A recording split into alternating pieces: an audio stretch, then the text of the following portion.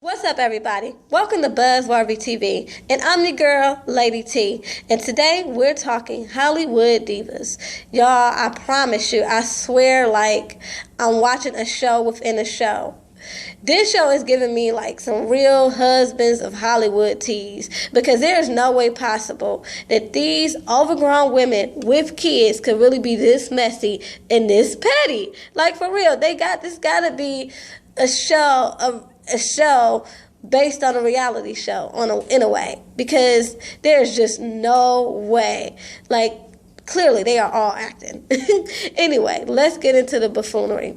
Last night's episode actually picks back up where we left off last week, in which Lisa confronts Elise about the picture that she posted up on Instagram with her and Golden.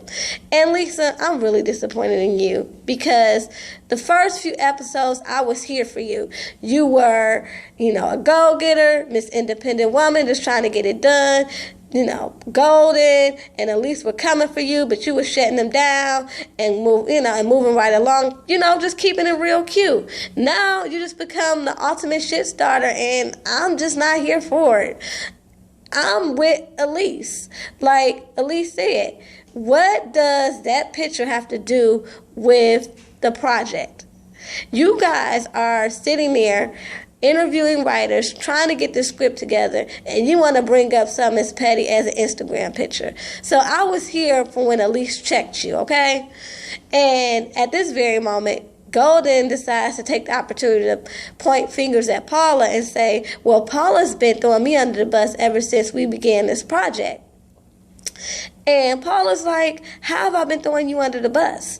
She said, because you keep bringing up the fact that I threw a drink in your face. And Paula was like, well, I'm going to speak my truth because it happened. And this is what I want to know.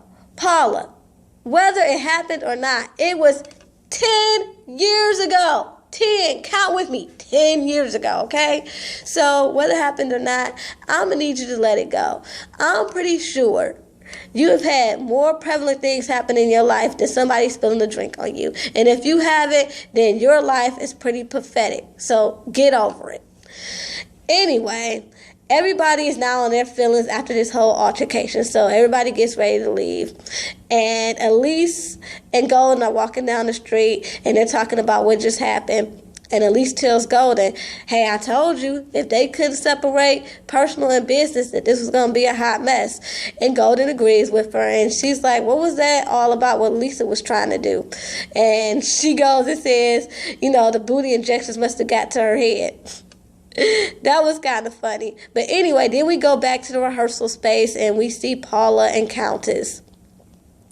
Paula asks Countess, how she's feeling. And Countess is like, I'm good. And Paula is like, I'm going to need you to speak up because when it affects you, I'm going to need you to speak up for yourself. And I kind of get what Paula's saying, because if every time you get there and you try to do work and these petty chicks don't want to get the work done, they're wasting your time. So you do need to speak up and say, look, I'm going to need y'all to get it together so we can get this done. I get what Paula was trying to say, but I also agree with what Countess was saying. Countess is like, you know what? This is me. I'm not basically for the fuckery, so I just sit back. And if you don't like it, I don't know what to tell you because you're not going to change me. And I get it because that's just how it is. She's not going to fall into all that madness because it's just going to make matters worse. So I agree with Countess. She's just not here for all that bull crap. Then we have Elise and Lisa. They decide to do lunch. Lisa tells Elise that her bringing up the picture was not to star anything, but just to, clear the air, because she feels like when, she did that, it just promotes division. Like it's them two and then the rest of them. And she just was like, I don't think that's good going into a work environment that, that just promotes division.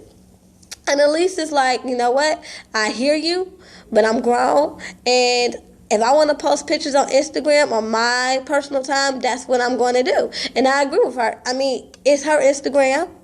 It's her time, and she's grown. So ain't nothing you can do about it. You can whine about it all day long, Lisa. Shoot, if she want to post all around the world that Golden is her fave, then that's what it is. So anyway, they come to an understanding, and Elise, with her shady self, tells Lisa that her and Golden were laughing because Golden made a comment about Lisa having butt implants. Now, Lisa, you were shady for that because you know Lisa and Golden do not get along. So you bringing that up is just nothing but it's going to perpetuate the stupidity. So I just wasn't here for you telling her that. And then you're going to tell her where Golden likes to, work out at. She tells Lisa that Golden likes to work out, at this dance studio. So Lisa is ready to confront Golden because she's like, look, I want her to keep her name out my mouth, so I'm about to go see her. So Lisa goes and stalks Golden like she's stalking an old boyfriend or something. I mean, like she's waiting right outside the dance studio. And Golden is like, what's going on? What you doing here? And she's like, I just want to ask you why, you're talking about me having ass implants and why you always coming for me and throwing jabs. And my thing is this, Lisa, again, stop it. You did not have to go track this girl down about some petty shit. Oh, wait, so what? She made a joke about you having ass implants. If you don't have ass implants, oh, well, keep it moving. Like, I don't get it. You stalked this girl about a comment she made about your ass, really? And when y'all gonna definitely see each other, y'all work together, so it was that prevalent, you could have waited. Anyway, they don't really come to no conclusion or anything like that. They just basically have words and they leave. Like, they're not going to get along. Not really. They may end up being cordial, but they're not going to get along. So anyway, then the girls meet because they decided on who's going to be the head writer. So the girls let Paula know that Forrest is indeed, in fact, the best man to be, for the job as far as being a head writer. So they all decide that Forrest is going to be the head writer, but they also want to let her know that, hey, we don't want to feel like it's a conflict of interest. Paula assures them that it's not going to be a conflict of interest, so everybody for that 1 second seems to be cool. Up until Paula gives them Forrest's email address, so if they have any questions, and they realize that Forrest don't even have his own email address. It's Paula's email address. And Golden speaks up and was like, well, why don't he have his own email address? And I'm with Golden. Him as a professional, he needs to have his own email address. Like, I'm going to need Forrest to get out of Paula's ass. Like, it's really ridiculous. And Paula, I get what you're saying. You're saying that even if he had his own email address, you would have access. And I understand that. You would, as his wife, would have access. But you also know that you guys are working together. And to make everybody feel comfortable with them working with a husband and wife team, you could have just kept your mouth shut and just set that nigga up with his own email address. I mean, is it that serious? For real? I mean, let the nigga get off the titty. I mean, is he your husband or your son? Like, I'm just so tired of Forrest. He don't even seem like he a man. Like, do we even have any balls? Anyway, then after that, Paula and Forrest, they have dinner. Paula is in her Kmart lingerie, and she's popping bottles of champagne that she got from the corner store, and they're celebrating because Paula got a pilot and Forrest got the job as the head writer on their project. And she tells Forrest that they got in their feelings a little bit because, he doesn't have his own email address. And him being the bitch-made nigga that he is, he's like, well, it don't matter anyway because whatever, they need to talk to me about is going to go through you anyway. I'm just so tired of him. Bitch ass. Anyway, then we have Paula and Forrest. They meet up with Golden and Countess at the church they want to use for a location for a scene in the film. And they talk about the revisions, and Paula says something about Golden being strung out. And Forrest is like, no, she's not strung out anymore. Remember, she's a schizo.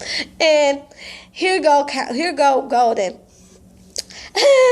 I see who's, on my team in this marriage. And I'm like, girl, you already know Paula is 2 seconds off of you. So all that little kiki and you doing in Forrest's face, you already know she going to feel some type of way. You should have kept that. And then you made matters worse because when the pastor came in there and they were talking about how much it would cost to rent the the church, he said it's usually $1,500. And she's like, how about 12 and a cute smile? I'm like, girl, bye. Ain't nobody checking for you. Anyway, then we move on to the table read. Man, let me tell y'all, from what they were reading, this sound like this movie's going to be a broke down, low budget Tyler Perry / yo mama's, grandmama's play that you see, oh my goodness, on the Chitlin circuit, okay? Hopefully the story will be better, but from what they were reading, it was whack. And so they do the run through, and at the end they decide that they have to come up with a shooting schedule. And Paula's like, well, I got this new job, so I'll let you guys know when I'm available. And they're like, well, it's 4 other women whose schedule you have to consider. And they're right. I mean, the world don't revolve around you, Paula. And she's like, well, I'm the director, so it's really based on my schedule. And they're saying, well, if you can't be there for every shoot, then maybe you shouldn't be director, or you should get an AD, assistant director. And she's like, no, I got this. And if there's any problem, Forrest will handle it. So they just like, whatever. So the girls meet up without Paula because she's at work, and they're trying to get there, looking over the script. They have some questions, so they decide that they're going to call Forrest. Well, they're asking Forrest some questions, and he don't know which way is up. Obviously, he's talking about one thing, they're talking about another. The communication just ain't working, and so they laughing at his punk ass, and they hang up on him. Anyway, the girls feel as though that if Paula's not ready to commit because she's too busy, then maybe she shouldn't be director. So they decide to confront her. So the final scene ends with them confronting her about, her lack of availability. Since she got this job, they're like, well, maybe you need to step down as director so we can move forward. And she's like, you know what, since we're laying everything out, Golden, I do not appreciate you flirting with my man. And Golden is like, flirting with your man? Girl, bye. I am not interested in Forrest. Girl, first of all, I like men who work. Girl, I'm telling y'all, I like to die. That was the funniest scene ever. I think the funniest comeback on this whole entire season thus far. So I was here for it. Like, don't nobody want Forrest. Forrest don't got no backbone. He don't got no balls. He probably don't even have a dick. He probably got a pussy. I don't know. Like, I don't know what's wrong with Forrest. And it was just crazy because they go back and forth about her wanting her man, and next thing you know, it seems like an altercation is about to ensue. But come on, y'all, let's be for real. This is not Love and Hip Hop, so I don't think nobody really put no hands on anybody. But anyway, that was the episode, y'all. This junk is a hot mess, but it does give me life. So I will continue to watch. So until next time, peace and love.